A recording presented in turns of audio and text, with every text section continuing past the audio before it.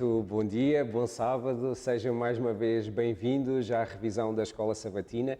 Este trimestre com um tema fantástico, o livro de Marcos, e francamente os Evangelhos são a minha parte da Bíblia mais preferida, aquela parte que me suscita às vezes assim um carinho maior por ter as palavras que Jesus proferiu, por terem sido vistas por pessoas que estiveram com ele, e também por aqueles que indagaram, que procuraram, que pesquisaram acerca da vida de Jesus. Mas antes mesmo de nós começarmos, eu hoje tenho comigo como moderadora adjunta, tenho aqui a Susana, que me vai ajudar a rever esta lição e a quem eu vou pedir já que comece por fazer uma breve oração para nós iniciarmos a nossa revisão. Vamos orar. Querido e bom Pai, muito obrigada, Senhor, pela oportunidade que nos dás de estudarmos a Tua Palavra, Senhor. Obrigada porque tens muitos ensinos para nós, e o Teu Santo Espírito possa estar presente para compreendermos, para aprofundarmos e também para pormos em prática nas nossas vidas. Que possamos de cada ensino retirar lições para cada um de nós e também para aqueles que assistem que possam sentir realmente que falas aos seus corações. Vem estar connosco, te pedimos em nome de Jesus. Amém. Amém. Susana, então nós vamos continuar a estudar o livro de Marcos, e Marcos é uma pessoa muito especial da forma como fala, muito diferente de todos os outros evangelistas, muito prática, muito conciso, e hoje nós vamos estudar um bocadinho um tema que até parece ao início assim um bocadinho difícil de compreender, enigmático, de dentro para fora, mas nós vamos estudar e vamos basear-nos, para quem também está em casa e nos está a seguir, vamos nos basear no livro de Marcos, nos capítulos 7 e no capítulo 8º, e nós vamos passar já para a revisão já da lição de domingo, em que em Marcos 7, 1 a 13, nós vamos ler aqui alguns aspectos importantes sobre a Palavra de Deus que nos vão ajudar a enquadrar exatamente o tema que nós vamos falar. E diz em Marcos 7, no versículo 1 a 13, diz: E reuniram-se em volta dele os fariseus e alguns dos escribas que tinham vindo de Jerusalém. E vendo que alguns dos seus discípulos comiam pão com as mãos impuras, isto é, por lavar, os repreendiam, porque os fariseus e todos os judeus, conservando a tradição dos antigos, não comem sem lavar as mãos muitas vezes e, quando voltam do mercado, se não lavarem, não comem. E muitas outras coisas já que receberam para observar, como lavar os copos e os jarros, os vasos de metal e as camas. Depois perguntaram-lhe os fariseus e os escribas: Por que não andam os teus discípulos conforme a tradição dos antigos, mas comem com as mãos por lavar? E ele respondendo, disse-lhes: Bem profetizou Isaías acerca de vós, hipócritas, como está escrito: Este povo honra-me com os lábios, mas o seu coração está longe de mim. Em vão, porém, me honram, ensinando doutrinas que são mandamentos de homens. Porque deixando o mandamento de Deus, retendes a tradição dos homens, como o lavar dos jarros e dos copos, e fazeis muitas outras coisas semelhantes a estas.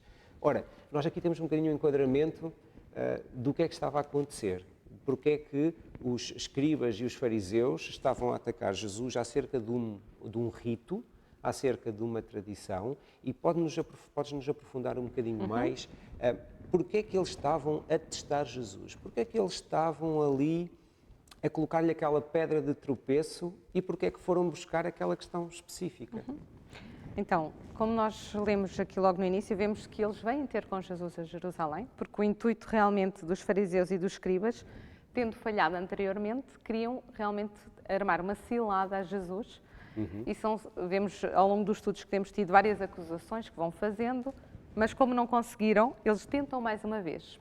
E vemos que eles vêm ter com Jesus, e embora Jesus e os discípulos não lavassem as mãos, eles falam atacando indiretamente a Jesus, falando-lhe dos seus discípulos. Porquê é que os teus discípulos não lavam as mãos?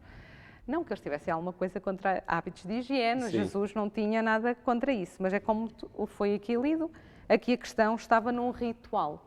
Eles não estavam preocupados porque eles lavavam as mãos, quer estivessem sujas ou lavadas, Sim. ou limpas. Era para lavar sempre. É um ritual que ainda hoje em Israel eles têm, junto ao Muro das Lamentações, a pia para lavarem as mãos. E aqui a questão que Jesus mostra é que eles estão a ser hipócritas porque estão preocupados se os discípulos ou se as pessoas cumprem um ritual, mas não estão preocupados com a questão que está por detrás, que é a verdadeira adoração, o que vai nos seus corações. Exatamente. E é isso que Jesus está aqui a dizer. Porque é que se preocupam com os lábios, o que sai dos lábios, o que é o exterior, e não veem o que está no coração. Isso é que Jesus mostra que é mais importante. Jesus não está preocupado se lavam as mãos, se cumprem o ritual. Acima de tudo está preocupado é se obedecem à lei de Deus. Ou seja, o que nós conseguimos perceber é que eles estavam mais preocupados com uma questão de formalismo e queriam ver se Jesus tropeçava naquele pequeno ponto. Queriam poder ter algo para o acusar. Sim. Não estavam verdadeiramente preocupados nem com a saúde dos discípulos, aí nós temos a certeza que não estariam minimamente preocupados, e não é, como tu disseste, não é tanto uma questão sanitária, embora depois Marcos mais à frente venha a falar um bocadinho dessa questão da impureza que é transmitida aos alimentos ou não, mas eles estavam muito preocupados de perceber se os discípulos naquele pequeno percalçozinho se podiam ter alguma coisa para atacar, e Jesus diz-lhes claramente que o mais importante, eles estão a falhar, certo? Ou seja, o coração deles está longe de Deus. Não estão tão preocupados com a pureza ou impureza, mas estão preocupados com a observância do rito. É a situação da salvação pelas obras, porque eles queriam fazer aqueles rituais com o intuito de salvarem. E o que Jesus vem dizer que mais importante do que isso é realmente a fé. É um plano de salvação que existe, não tradições de homens. Por isso é que ele diz: adoram-me ensinando doutrinas que são preceitos de homens. Exatamente. Era isso que os fariseus transmitiam. E o que Jesus vem contrariar é que mais importante do que preceitos de homens é realmente a lei de Deus. E era o que estava a acontecer aqui, ou seja, eles estavam a colocar acima da própria lei de Deus, eles estavam a colocar doutrinas e ensinos rabínicos, estavam a colocar tradições humanas acima da lei de Deus.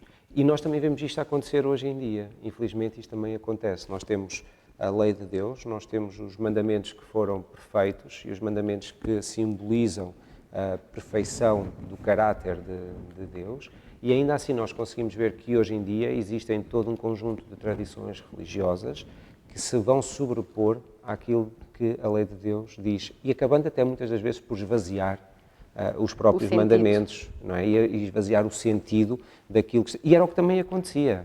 Sim, porque se tornava um peso para as pessoas, a tantas obrigações que não sabiam já porque é que o faziam. Sim, faziam rituais, porque era... por hábito. Exatamente. Isto deve-nos levar também a pensarmos, porque nós também podemos ter tradições, rituais, que nos levam a perder o verdadeiro sentido, muitas vezes até da adoração, daquilo que nós acreditamos.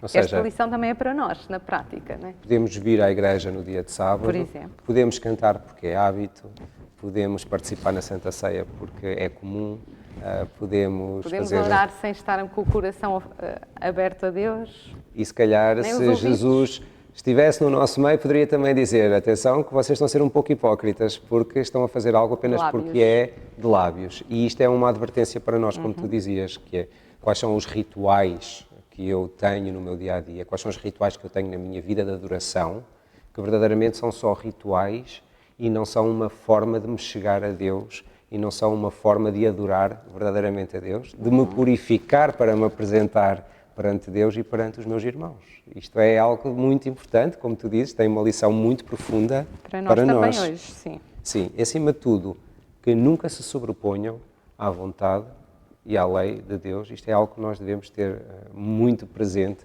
e muito firme. Se nós avançarmos um pouquinho e se viermos já para a lição de segunda-feira, nós conseguimos ver, e aqui é uma coisa interessante, que é o enigma. Há aqui um enigma, há aqui uma frase que nos deixa um bocadinho a pensar, que diz, Jesus diz no versículo 14, e chamando outra vez a multidão, ou seja, havia um conjunto de pessoas que estavam ali, a palavra diz multidão, não serão assim tão poucas quanto isso, mas provavelmente ele congregou-as a si. Ele diz, e chamando outra vez a multidão, disse-lhes: ouvi todos vós e compreendei. Sim, esta conversa estava a ser assistida por uma multidão, portanto, exatamente. Jesus tinha ensinos a transmitir. Ou seja, os escribas e fariseus vão em frente a uma multidão atacar Jesus, e Jesus acaba por aproveitar aquele momento para ensinar. Até aos próprios fariseus. Até aos próprios fariseus. Alertá-los que eles tinham a oportunidade de mudar. Exatamente, e diz: nada há fora do homem que entrando nele o possa contaminar, mas o que sai dele, isso é o que contamina o homem. Se alguém tem ouvidos para ouvir, que ouça. Então, vamos ficar só por aqui. Eu trabalho numa unidade de cuidados intensivos eu garanto que há muita coisa fora do homem que o pode contaminar. Lá está, esta não é parte sanitária. Mas Jesus não está a falar desta questão. Jesus não está a falar nem da impureza dos alimentos, nem do facto das mãos estarem sujas. Jesus está a falar de um outro tipo de contaminação. Que contaminação é que ele está aqui a querer falar? Jesus está a falar das impurezas de um ritual, de algo exterior que se baseava em tradições humanas, face à corrupção moral, ao coração das pessoas. Exatamente. E o que Jesus diz é que devemos preocupar-nos mais com o nosso interior, com o nosso coração, e que dali procede, do que propriamente estarmos preocupados com o exterior, com os rituais. Uhum. Ou seja, quando Jesus diz, e diz mesmo, nada há que entrando no homem o possa contaminar, mas o que sai dele, isso é que contamina o homem. Ou seja, Jesus estava a dizer, não há nada que o homem ingira, não há nada que o homem coloque na sua boca. Que vá para o coração. Que vá para o coração. Ele diz mesmo, ele diz, percorre todo o intestino e sai dele. Mas de onde é que procede o mal? O mal, lá está, tem a ver com aquilo que está no nosso coração, que também tem a ver com aquilo que está na nossa mente, vai se revelar nas nossas palavras, nos nossos pensamentos, nos nossos atos, e é isso que Jesus está a dizer, que realmente nós devemos nos preocupar. Como é que está o nosso coração? E as nossas palavras vão revelar um pouco também isso, os nossos atos. Ou seja, o que contamina o homem e o que o torna impuro é aquilo que ele faz, baseado naquilo que ele acredita, baseado naquilo que ele voluntariamente decide. E a decisão, antigamente considerado o centro da decisão era o coração, que era aquilo que motiva a pessoa, é isso que é o mais importante para Jesus. Jesus quer ter a certeza que o que está no coração das pessoas é de tal forma bom, o que está no coração das pessoas é de tal forma de um relacionamento não só com Ele, com Deus, que isso sim faz brotar coisas boas. Mas quando o nosso relacionamento, e aí é que está, quando o nosso relacionamento é baseado em coisas impuras, baseado naquilo que eu quero, baseado na minha satisfação pessoal, as minhas tradições que eu criei, as minhas tradições que eu criei, as coisas que me afastam e que se colocam entre mim e Deus, então aí sim os meus atos serão impuros e transformar-se-ão em coisas impuras e tornar-me-ão impuro. Não tanto aquilo que eu coloco, aquilo que eu ingiro, que seria uma das questões que eles também ali estariam e que nós sabemos que pairava sobre a mente daquelas pessoas também. Sim, mas como vimos não era uma questão alimentar, porque se Jesus estivesse a falar de alimentos e se estivesse a tornar todos os alimentos puros, sim, não se teria colocado a questão mais tarde com Pedro de ter dificuldade em comer alimentos que ele dizia serem impuros, não é? Sim, porque pode nos fazer crer aquilo que está aqui a dizer, porque depois, deixa-me só ver se consigo então encontrar a passagem que diz exatamente isso, que diz... nos versículos 18 diz, e ele disse-lhes, assim também vós estáis sem entendimento, ou seja, Marcos 7, 18. E ele disse-lhes, assim também vós estáis sem entendimento, não compreendeis que tudo o que de fora entra no homem não o pode contaminar, porque não entra, como estávamos a dizer, não entra no seu coração, mas no ventre e é lançando fora, ficando puras todas as comidas. Ou seja, quase que está aqui a querer dizer, ou parece que Jesus está a tornar puras todas e quaisquer comidas. Mas não é isto. Não se está a falar de comida, sim. Exatamente, não se está a falar de comida. E tu falaste, agora mesmo, em Atos 10, falaste da questão de Pedro. Queres resumir um pouquinho a história, só para que nós possamos perceber que, se naquela altura, de facto, Jesus estivesse a falar de comida e estivesse a tornar puros todos os alimentos, então Pedro, mais tarde, já com Jesus morto e ressurreto e tendo subido aos céus, Pedro não se colocaria com esta questão. Sim, em Atos 10 lembra-nos de Pedro estar com fome e ter-lhe sido apresentado em visão um lençol e neste lençol tinha todo tipo de animais e foi-lhe dito, Pedro mata e come. E a reação de Pedro é, nunca comi coisa alguma imunda. Como lemos em Atos 10, 14. De modo nenhum, Senhor, disse Pedro, nunca comi coisa alguma comum e imunda. E o que é lhe dito? É que não faças imundo o que Deus purificou. Pedro interpreta e escreve, aparece a sua interpretação, que ele compreende mais à frente, em Atos 10, 34, que ele diz, na verdade eu reconheço é que Deus não faz acepção de pessoas. Ou seja, este era um ensino. Era um ensino. Jesus, na realidade, não estava a mostrar a Pedro nada relacionado aos alimentos puros ou impuros, ele estava a mostrar era que para Deus não há pessoa nenhuma que seja pura ou impura baseada na sua etnia ou na sua religião, que Deus não faz acepção de pessoas e que aceita todos por igual. Isto vai nos ser importante mais à frente, quando nós falarmos da mulher grega, Sirofenícia, que nós vamos tentar perceber um pouco mais, mas já podemos ficar com esta achega, porque isto de facto nos é de todo importante. Então, só fazendo uma resenha e também para nós, para fazermos uma aplicação prática ao nosso dia, não é de facto aquilo que entra pelo homem, ou seja, não é aquilo que eu vejo, não é aquilo que eu observo, não é a forma de tudo o que chega até mim que me torna impuro, mas é sim exatamente o que vai no meu coração. Sim. Antes de Jesus falar neste enigma, para não passarmos por alto, Jesus também fala aos fariseus de que eles transgrediam realmente a lei de Deus na parte do 5º mandamento. Exatamente. Porque eles, Marcos 7:10 diz, pois Moisés disse, honra o teu pai e a tua mãe. Isto é uma referência a Êxodo 20:12, ao mandamento, que nós conhecemos. E diz mais, e quem maldisser a seu pai ou a sua mãe, seja punido de morte. Isto também é uma referência a Êxodo 21:17.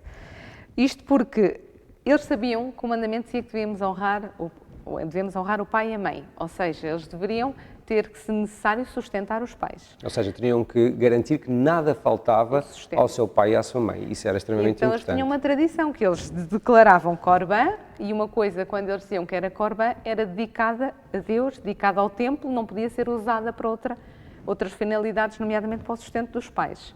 Mas eles podiam usufruir desses bens. Ou seja, eles declaravam Corban, seguindo a tradição, para se escusarem da obrigação de honrar o pai e a mãe, o que é uma violação do 5º mandamento. Ou seja, mais uma vez, eles estão a colocar tradições rabínicas acima daquilo que a lei de Deus dizia. Ou seja, acabavam por negligenciar o mandamento, negligenciar o pai e a mãe, garantindo, sim, seguir as tradições rabínicas. Sempre que havia uma contradição entre tradições e lei, para eles, as tradições rabínicas estavam realmente acima. E isto é para nós também, lá está mais uma vez, uma chamada de atenção. Que tradições minhas, que atos meus, que coisas que eu já considero tão centrais na minha vida estão acima sobrepor-se à lei de Deus. Isso é extremamente importante. Sim.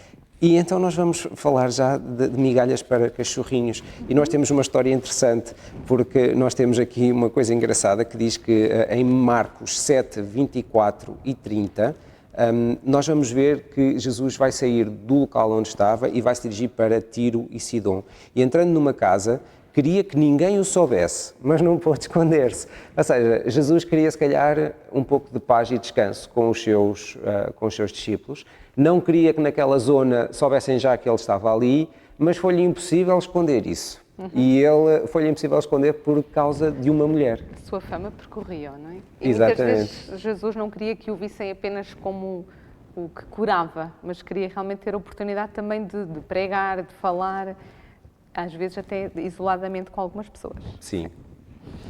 E esta mulher realmente mostra uma fé que é um exemplo. Não é? Ela faz-nos lembrar um bocadinho a passagem do cego Bartimeu, que clama enquanto Jesus estava a passar, que sabia que Jesus estava ali e até Jesus o atender, ele não se calou. E esta mulher acaba por fazer exatamente a mesma coisa. Ela, à porta da casa, ela clama pela presença dele. Queres-nos explicar porque é que ela clamava tanto por Jesus e não sendo uma mulher judeia como era a tradição da altura? Sim, embora ela não tivesse a origem judia, esta mulher acreditava em Jesus e procurou porque realmente tinha um problema com o coração de mãe, a impelia a ir publicamente, que era a filha que estava endemoninhada. E ela vai ter com Jesus, lá está, mesmo Jesus estando com os discípulos, ela vai onde ele está e pede realmente que expulse o demónio da sua filha. E vemos a fé desta mulher, ela não está a pedir para Jesus ir à casa dela, mas ela acreditava que Jesus tinha poder para isso e ela pede a Jesus. Mas Jesus está com os discípulos e Jesus quer aproveitar a ocasião para também ensinar um pouco aos discípulos. Então vamos só ler um bocadinho, porque esta é uma passagem muito bonita, porque diz que entrando numa casa, queria que ninguém o soubesse, mas não pôde esconder-se, porque uma mulher cuja filha tinha um espírito imundo, ouvindo falar dele, foi e lançou-se aos seus pés. Ou seja, ela fez o primeiro ato de humildade, ou seja, lança-se aos pés de alguém, lançar-se aos pés de alguém, aprender aos pés de um mestre. Nós sabemos que é o ato de humildade, de reconhecer que aquele que está à nossa frente, que é maior, que tem poder, e reconheceu que sem ele nada conseguia fazer. E era uma mulher grega, sírio-fenícia de nação. É interessante que Marco ressalva bem esta questão, ou seja, ele não deixa passar a nacionalidade da pessoa. E isto é importante. É importante para o que Jesus vai falar e porque é que o vai fazer desta forma. E diz, e rogava-lhe que expulsasse de sua filha o demónio, mas Jesus disse-lhe, deixa primeiro saciar os filhos, eu vou ressalvar esta palavra, deixa primeiro saciar os filhos, porque não convém tomar o pão dos filhos e lançá-lo aos cachorrinhos. É uma resposta dura, Susana. Sim. Eu acho que não parece o Jesus que eu conheço, não é? Quando lemos fora do contexto e daquilo que Jesus quer realmente partilhar a seguir, é esse mesmo nosso primeiro sentimento. Porque é que Jesus trata esta mulher como cachorrinho?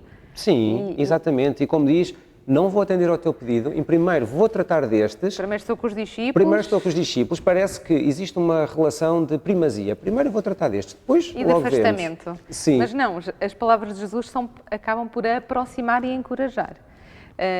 Até pela forma como ele a trata, ele usa o termo cachorrinho, é um termo de certa forma mais carinhoso e trata-se de um animal doméstico, não um cão de rua, um animal selvagem. Nada que seja usado com uma conotação negativa. Negativa, exatamente. E ela responde-lhe e disse-lhe, sim senhor, mas também os cachorrinhos comem, debaixo da mesa, as migalhas dos filhos. Jesus, quando lhe disse, deixa primeiro, é porque ela tinha pelo menos direito ao segundo, não é? E quando Jesus lhe diz isto, ele está a motivá-la a falar. E nós vemos realmente, das poucas vezes, uma mulher a argumentar com Jesus, a responder a Jesus. É que não só, nós estamos na tradição judaica, as mulheres não tinham um papel de responder naquela altura, de posição, mas ainda por cima nós tínhamos uma mulher que não era judia, tínhamos uma mulher que era gentia, que era o termo que era utilizado, de outras nacionalidades. E de outras nacionalidades, com quem os judeus não se relacionavam, havia um estigma, havia ali uma relação quase de xenofobia relativamente a este povo, e ela não deixa que nenhum destes preconceitos a impeçam de ir ter com Jesus, o seu orgulho é colocado de lado, a sua autossuficiência é colocada de lado. Ou a sua pequenez como mulher, o que seja, tudo é colocado de lado. Sim. E ela vai pedir uma coisa muito interessante, ela pede uma migalha. Não, mas aqui quando Jesus é que diz primeiro sobre o pão, sim, é verdade, ela é que refere a migalha. Ou seja, ela reconhece que aquilo que Jesus, este poder que ele tem, o que ela lhe está a pedir é uma migalha, é fácil demais para Jesus. Mostra a fé dela. Ela já ouviu falar tanto de Jesus. De certeza que já ouviu falar sobre os milagres que ele tem. De certeza que já ouviu falar sobre quem Jesus verdadeiramente é. Quem as pessoas diziam que ele era. O Messias, o ungido. E ao conhecer a história sobre o Messias ungido, sabia o poder que ele teria. E isto é extremamente interessante. E ela acaba por reconhecer e sabendo e tendo fé nele como um Messias, sabe que aquilo que está a pedir, ela nem pede, como já havíamos falado, ela nem pede para que ele vá ver a filha, não é? Isto é interessante, ele pede apenas que sabe que ela vai ser curada.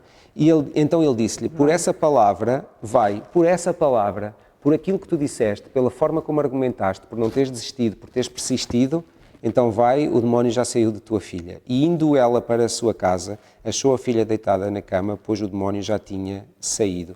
E isto é extremamente interessante. É interessante para nos lembrar que pessoas sinceras, independentemente da nacionalidade, também têm direito a serem candidatos ao céu, também têm direito realmente ao poder de Deus nas suas vidas, e isto contrasta com aquilo que os judeus ensinavam, por isso os discípulos aprenderam ali também que não existe esta exclusividade, como eles acreditavam, e que a compaixão de Deus é realmente por todas as pessoas. Porque é engraçado que Jesus vai, a primeira parte, parece que Jesus ainda está a aprofundar mais este preconceito que já existia. Parece que está a dar força validade, não é? E isso é bonito, isso é interessante de ver, porque a seguir, como ele vai fazer um contraponto tão grande, os discípulos vão ficar desarmados e vão ficar com uma aprendizagem que deve ter sido muito importante para eles, de tal forma importante que nós conseguimos ver, por exemplo, mais para a frente na Palavra de Deus, se nós formos a Romanos 2, 10 a 12, nós vamos perceber que este ensino de que Deus não faz acepção de pessoas, ele é biblicamente comprovado. Se dúvidas houvesse, a Bíblia comprova, porque diz Paulo assim: glória, porém, e honra e paz a qualquer que faz o bem, primeiramente ao judeu e também ao grego, porque para com Deus não há acepção de pessoas. E se nós formos a Tiago 2,9, nós vamos ver que Tiago 2,9 vai exatamente corroborar aquilo que já tinha sido dito por Paulo e também aquilo que Jesus quis mostrar aos discípulos, que diz: mas se fazeis acepção de pessoas, cometeis pecado e sois redarguidos pela lei como transgressores. Repara que é tão forte esta indicação que para os dias de hoje também ela é importante para mim, porque faço eu acepção de pessoas, acho eu que determinada pessoa tem melhores condições ou tem mais capacidade para receber o Evangelho, ou que outra nem sequer tem, então eu nem sequer acho que deva ir àquela pessoa. O que é que a Bíblia nos diz acerca de a quem é que devemos dar as boas novas? Em nenhum sítio nos diz especificamente a um povo ou a uma etnia, é ao mundo, não é? A missão do cristão é levar realmente o Evangelho ao mundo e isso não faz acepção de pessoas. E nós podemos pensar, eu não faço acepção de pessoas. E então nas nossas atitudes é que nós temos que avaliar se fazemos ou não. Até que ponto é que eu exponho, por exemplo, a fé a qualquer pessoa? Ou eu julgo antes, pelo aspecto da pessoa ou pela etnia, se devo partilhar a fé ou não partilhar, se devo dar uma palavra. Quem diz a fé diz o ajudar uma pessoa, o nosso testemunho no dia-a-dia. Será que nós temos atitudes diferentes para as pessoas pelo aspecto, pela nacionalidade, pela etnia? Isso é que vai revelar se nós fazemos ou não acepção de pessoas. Esta lição é para nós também. Esta lição é muito para nós, até porque Deus diz que nós devemos a todos o bem e devemos a todos o amor com que Ele nos deu. Porque só mostrando esse amor, só mostrando esse respeito, é que nós podemos ser chamados filhos de Deus. Ele mesmo diz isto. Diz, só se vocês amarem os outros, só se vocês amarem até aqueles que vos são inconvenientes amarem, aí sim vocês poderão ser chamados filhos de Deus. Colocar a lei de Deus acima, porque se nós amarmos a Deus acima de todas as coisas e ao nosso próximo, facilmente vamos conseguir ter este comportamento. Por isso é que preocupar-nos primeiro com o que está dentro de nós, o amor a Deus, o amor ao próximo, e depois essas obras, essas atitudes surgirão naturalmente.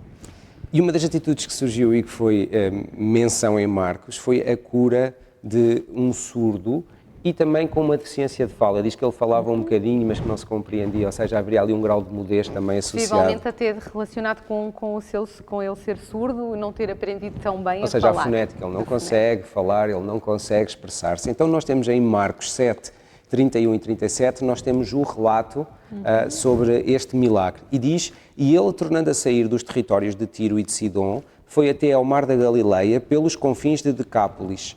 E trouxeram-lhe um surdo, que falava dificilmente, e rogaram-lhe que impusesse as mãos sobre ele. E tirando-o à parte de entre a multidão, pôs-lhe os dedos nos ouvidos e, cuspindo, tocou-lhe na língua. E levantando os olhos ao céu, suspirou e disse, Efatá, isto é, abre-te. E logo se lhe abriram os ouvidos e a prisão da língua se desfez e falava perfeitamente. Ora, nós temos aqui algo que é muito visual, algo que é muito táctil, parece quase que nós estamos no local. Nós temos então ali uma pessoa que lhe é trazida, não sabemos quem é que traz, sabemos que o trazem até ele. Porque vemos que se ele sendo surdo, certamente não tinha ouvido falar de Jesus como as outras pessoas que vinham a ele. Certamente que os seus amigos também o trouxeram. E isto também é interessante porque, pelo menos, os amigos tinham fé de que Jesus podia ajudá-lo, não é? Ou seja, nós estávamos em Decápolis, pelos confins de Decápolis, e nós sabemos que ele foi até à zona do mar da Galileia, e sabemos que ele estava a ser seguido também outra vez por uma multidão. Ou seja, as multidões iam para onde Jesus ia. E este homem também certamente era um gentio, porque ele não era judeu. Jesus estava numa região de povo não judeu. Então, enquadrando, ia Jesus, ia uma multidão, e no meio daquela multidão aparece alguém com aquele surdo e dizem que querem que ele o cure. Então o que é que Jesus fez? Mandou afastar toda a gente e ali no meio da multidão... Não. Jesus levou-o à parte e nós podemos pensar, porquê à parte? Porquê à parte? Porque realmente, como nós vimos, aquele povo era sobretudo um povo pagão. E aquilo que nós lemos que Jesus fez poderia ser mal interpretado, porque eles tinham os mágicos pagãos. E a atitude de Jesus, os gestos, podiam ser entendidos por eles como uma magia, e não era isso que se pretendia. Jesus não quis realmente ter publicidade e queria também que o próprio homem estivesse concentrado naquilo que Jesus iria fazer por ele. Ok, então, se nós estamos a ver que Jesus vai utilizar ali uma forma muito especial para o curar, nós vemos que Jesus já o fez com outras pessoas. Houve alturas em que ele cuspiu na terra, moldou o barro e colocou nos olhos. Houve outras vezes que colocou as mãos em cima, mas aqui nós temos... Jesus poderia falar, como fez. Jesus poderia falar. Com noutras situações. Exatamente. Sim. Mas ali ele vai tocar nos ouvidos e vai, com a sua própria saliva, tocar na língua da pessoa. Parece esquisito para nós, Parece esquisito, mas haverá aqui alguma simbologia ou haverá algo aqui mais profundo? Basta nós pensarmos no que diz Gênesis 2:7. Gênesis 2:7 lembra-nos da criação. E se nós relembrarmos, na criação houve a participação realmente de Deus, que diz: formou o Senhor Deus o homem do pó da terra e soprou-lhe nas narinas o fôlego da vida. E o homem tornou-se alma vivente. Então, vemos aqui Deus formar, que no hebreu este verbo é a mesma coisa que moldar, e também soprar o fôlego da vida. Nas suas narinas. Vemos a participação de Deus também com as suas mãos, moldar, como nos faz lembrar o oleiro. O Criador é também um oleiro. E aqui Jesus também vai usar as suas mãos para pôr nos ouvidos do surdo. Não é? Ou seja, ele tem uma participação ativa. Ativa, sim. E mesmo também na parte da saliva, lá está, tem a ver com a boca. E Jesus usa as suas mãos e a sua boca, como também foram usados na criação. É como se Jesus estivesse a recriar este homem. E isto tem uma simbologia realmente... E também vemos que não foi só isso. Jesus, quando o faz, Jesus olha para os céus, mostrando realmente que este poder de cura vem de Deus. Não vem dele, mas através de Deus. Exatamente, não a parte humana de Jesus. Exatamente. E também vemos aqui algo que só Marcos é que refere, é que Jesus suspira. Jesus suspira. Jesus também tem momentos em que diz... Jesus já estava cansado de falar e de ver tantas pessoas que não queriam ouvir. E é isso que Jesus faz. Jesus suspira pelos ouvidos que não se queriam abrir à verdade, pelas pessoas que tinham boca, conseguiam falar, mas não usavam a sua boca para realmente proclamá-lo como Redentor. E é neste sentido que Jesus suspira, porque Jesus podia forçar a crerem nele, mas não o faz, dada a liberdade de escolha que deu ao ser humano. Isso é extremamente importante, não é? Se nós pensarmos verdadeiramente no significado deste suspiro, e nós nunca o vamos entender na totalidade enquanto não falarmos com Jesus um dia e lhe perguntarmos porque é que ele suspirou, e ele se calhar vai-nos poder explicar, mas como nós interpretamos esse suspiro é exatamente isso, ou seja, tantas pessoas, tantas que estavam ali à volta, tantas pessoas a quem ele queria poder abrir os ouvidos e o entendimento para que eles entendessem as verdades que ele estava a transmitir, porque o que movia Jesus, e nós vemos, por exemplo, nos milagres da multiplicação, existe uma palavra que que expressa aquilo que Jesus sentia cada vez que ele via a multidão, e a palavra é compaixão. Sim. O que o movia era o amor incondicional por cada uma daquelas pessoas. E ao querer transmitir-lhes novas, que seriam para elas totalmente, queriam transformar as suas vidas, que lhes iriam dar uma alegria, que lhes iriam dar uma esperança, que lhes iriam dar um alento, queriam mostrar o verdadeiro amor que Deus tem, elas não querem ouvir, elas preocupam-se mais com os sinais milagrosos, com a cura, com aquilo que elas entendiam que seria o papel messiânico de libertação do povo romano. E Jesus sente-se muito provavelmente triste, angustiado, cansado também. Nós sabemos que Jesus era humano e ao mesmo tempo divino, e a parte humana de Jesus muito provavelmente também se sentia triste e também se sentia cansada. Sim, porque repetia-se muitas vezes os ensinos que ele tinha que dar e parecia que realmente as pessoas não o queriam entender. E não queriam, parece que não queriam ouvir aquilo que ele dizia. Era quase como se verdadeiramente tivessem uma surdez espiritual, uma cegueira espiritual, que Jesus quer libertar e não o consegue fazer. Então é extremamente interessante a forma como ele faz isto. afastando e diz ao surdo, olha, não contes a ninguém, não é? É estranho porque Jesus faz estas... de Jesus não era a promoção da sua missão médica, mas sim, embora ele certamente se interessasse pela cura das pessoas, mas o objetivo não era esse, porque facilmente o iriam querer aclamar rei e tinham interesse em ter um rei que curava pessoas, mas não era essa a sua missão e não era a altura para realmente o aclamarem sequer.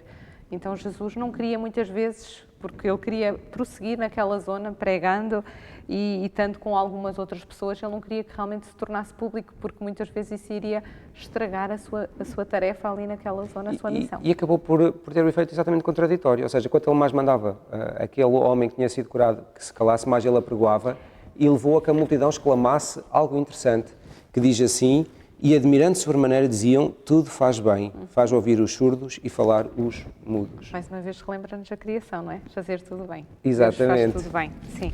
E acaba por depois fazer falar os surdos e ouvir, a fazer ouvir os surdos e falar os mudos, acaba depois por se centrar, como tu dizias mais uma vez, na sua vertente curativa, acabando depois pelos ensinos espirituais que Jesus querer transmitir, às vezes acabarem por ser um bocadinho mais difíceis de fazer.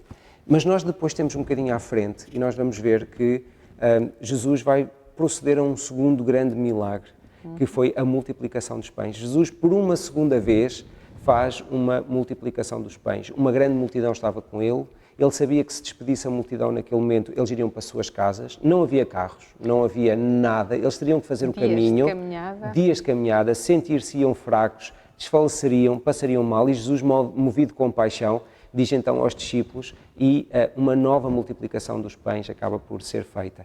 Mas há ali uma questão particular, que Jesus, depois da multiplicação dos pães, coloca-se com eles num barco, e se nós formos a Marcos 8, 11 a 13, nós vemos de onde é que vem depois a questão da argumentação dos discípulos a caminho já com o barco. E diz, e saíram os fariseus e começaram a disputar com ele, pedindo-lhe para o tentarem um sinal do céu. Ou seja, alguns fariseus estavam ali e pedem a Jesus, que tinha acabado de multiplicar quantos pães? Diz-nos 4 mil pessoas. 4 mil homens, ou seja, fora mulheres e crianças, não é? Eu não sei como é que era naquela altura, mas nem hoje nós conseguimos fazer de alguns pães e alguns peixes surgir 4 mil. E ainda assim, os fariseus pedem um sinal do céu. Porquê do céu? Já não era a primeira vez que eles pediam. Em Mateus 16:1 vimos que fizeram a mesma coisa. Ou seja, eles tinham presenciado a cura de muitas pessoas, não é? Acabámos de falar na lição 5 dos vários milagres, vimos agora aqui também já vários milagres nesta lição, e vemos aqui que para eles estes milagres não eram do céu, eles queriam algo mais sobrenatural, que viesse realmente de forma não humana. Quase como se fizessem chover fogo do céu, como aconteceu no tempo de Elias, por exemplo. Fogo do céu, o sol desaparecer, um trovão, fazer o sol parar, era esse tipo de sinais que eles queriam. De certa forma, eles estavam a querer que Jesus usasse o poder dele para seu proveito próprio, para provar que era o Filho de Deus. E Jesus, isso lembra-nos outra altura da vida de Jesus, não é? De tentações no deserto, quando o próprio Satanás também pediu para Jesus transformar as pedras em pães e usar o seu poder. E realmente Jesus tinha o poder para o fazer e podia fazê-lo, mas não o fez. Porque ele sabia que, por mais milagres que eles vissem, porque já tinham visto muitos, ainda assim eles não queriam crer, eles não queriam acreditar. Por mais que eles vissem, isso não iria ajudar. E Jesus não iria usar o seu proveito, para seu proveito próprio. E Marcos, mais uma vez, utiliza aquela expressão que é característica nele e apenas nele, diz, e suspirando profundamente, isto já no versículo 12, e suspirando profundamente em seu espírito, disse, porque pede esta geração um sinal? Em verdade vos digo que esta geração não se dará sinal algum. E deixando-os, tornou a entrar no barco e foi para o outro lado. E foi nesta viagem de barco que nós vamos ver algo extremamente interessante, que Jesus, no versículo 14, diz que os discípulos esqueceram-se, ou seja, eles tinham tanto pão, sobrou tanto pão, e ainda assim eles esqueceram-se de levar pão. Eu sou um bocadinho esquecido, eu compreendo os discípulos e imagino que eles tenham ficado preocupados. E diz, e eles se esqueceram de levar pão no barco e não tinham consigo senão um pão para 13 pessoas, ou seja, 12 discípulos e Jesus. Não é que eles precisassem de pão, mas Jesus começou a falar de fermento dos fariseus e eles pensavam que Jesus estava-se a referir a pão. Exatamente, ele diz, e ordenou-lhes dizendo, olhai, guardai-vos do fermento dos fariseus e do fermento de Herodes. Ora, o fermento era, e tal como é hoje, utilizado para a confecção do pão. E arrazoavam entre si, dizendo, é porque não temos pão. E Jesus, conhecendo isso, disse-lhes, eu imagino que aqui Jesus não esteja a falar tão calminho, nem tão assertivo como eu. Provavelmente estaria aborrecido com eles. E diz-lhes, porque arrazoais que não tendes pão? Não consideraste nem compreendestes ainda? Tendes ainda o vosso coração endurecido? Tendes olhos e não vedes, e tendes ouvidos e não ouvis, e não vos lembrais que quando partiu os 5 pães entre os 5.000, quantos cestos cheios de pedaços levantastes? Disseram-lhe eles 12. E quando partiu os 7 entre os 4.000, quantos cestos cheios de pedaços levantastes? Disseram-lhes 7. E como lhes disse ainda, e ele lhes disse, como não entendeis ainda? Não entendeis que os recursos não são uma limitação, não era a questão do pão. Não era a questão do pão, havia uma verdade mais profunda ali, mas que Jesus também lhes disse, vocês tendes olhos e não ouvis, tendes olhos e não vês, tendes ouvidos e não ouvis, ou seja, verdadeiramente quando ele suspirou a primeira vez ao curar aquele surdo, muito provavelmente ele já tinha o mesmo sentimento que estava a nutrir agora, que era, eles ainda estão fechados para as verdades espirituais. Então, se o fermento não se referia ao pão, a que fermento dos fariseus é que ele estava preocupado? Ou é que ele estava a referir? Estava a referir-se aos ensinos deles, às suas tradições, que realmente eram muitas, que cresciam como o fermento. Cresciam, parecia que se multiplicavam. E aqui, se o fermento é símbolo do pecado, muitas vezes eles cumpriam todos esses rituais, mas estavam em pecado, porque lá está, negligenciavam o verdadeiro espírito e negligenciavam a lei de Deus, aquilo que estava por detrás. Portanto, o que Jesus está a alertá-los é, tendo cuidado com os ensinos dos fariseus, porque realmente não são baseados naquilo que nós conhecemos, dos princípios que nos foram transmitidos, da lei de Deus, que vem desde Moisés, e isto realmente deve ser também um ensino para nós. Quantas vezes é que Deus faz coisas na nossa vida e nós também não reconhecemos, queremos um sinal. Pedimos a Deus sinais, Sim. não é?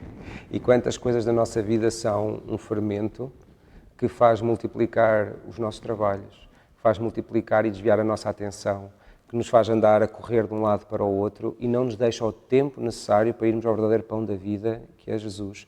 Quantas vezes é que nós não colocamos fermento em tantas coisas que acabam por crescer tanto na nossa vida que ocupam o lugar que deveria ser de Cristo.